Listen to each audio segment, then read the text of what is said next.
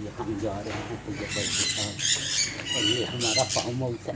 ये हमारा नहीं है, ये हमारे एक बहुत ही प्यारे दोस्त जिशान अख्तर राजा साहब है। रंजू है।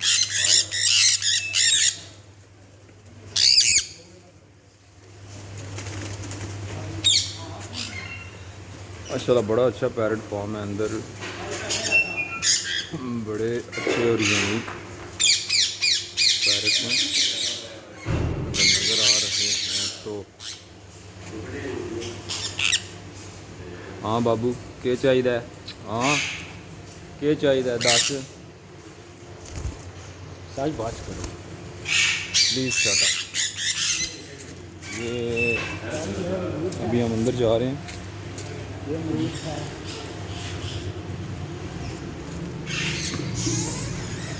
ये अंदर पूरा सेटअप है।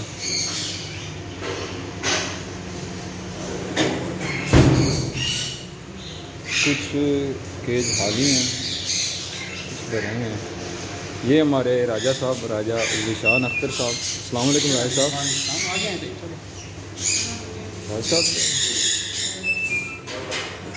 वी आर अलाउड टू एक वीडियो?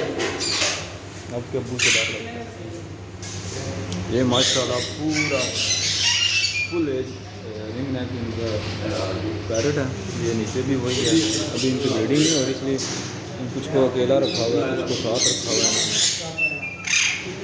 ये येलो पैरट है।